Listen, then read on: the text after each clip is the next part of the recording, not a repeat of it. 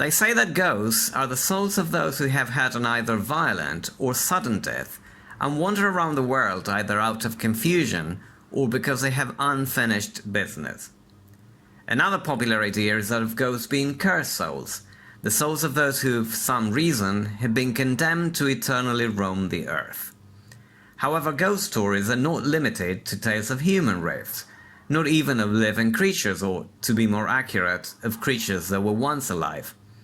The history of paranormal literature features hundreds of stories about ghost ships, ghost trains, and ghost airplanes, and at least one about a ghost bus.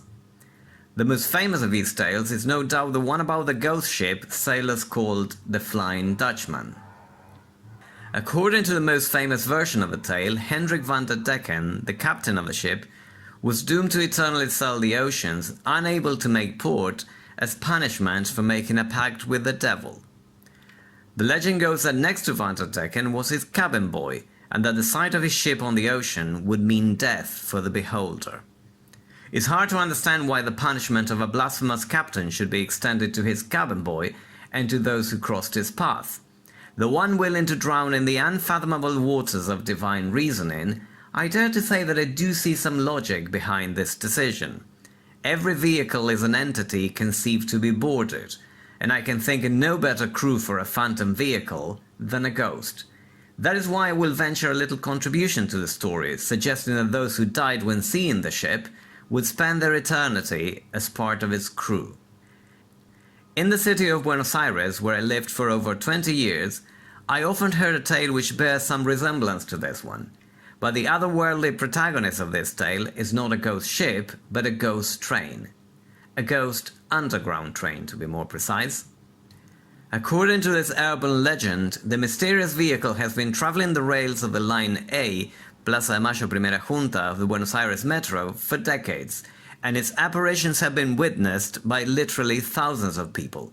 Though given its similarity to an ordinary train, only a handful of them have taken notice of its spectral nature. As stated in the official reports, in the year 1988, several passengers were injured when a train abruptly and unexpectedly stopped halfway between the stations Castro Barros and Rio de Janeiro. When questioned about the incident, the driver swore he had seen another train coming their way.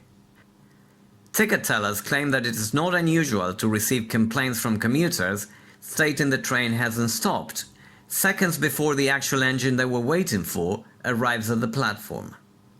Employees in charge of the maintenance of the rails admit they have often been startled by the sudden appearance of an unexpected train.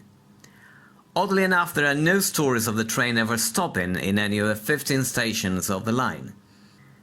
There are some who state that, peering through the windows of the ghost train, they have seen cadaverous figures, the devil, and even Carlos Gardel or some other late celebrity of Buenos Aires.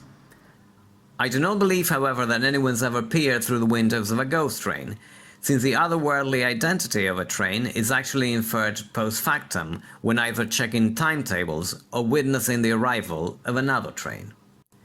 Since there are no stories to justify the presence of a ghost train in any of the Buenos Aires metro lines, I always thought that a ghost train was a fabrication meant to cover up for administrative errors. However, as I notice the unusual pallor of my hands, my watch tells me it has been over half an hour since the train I'm on has last stopped at a station.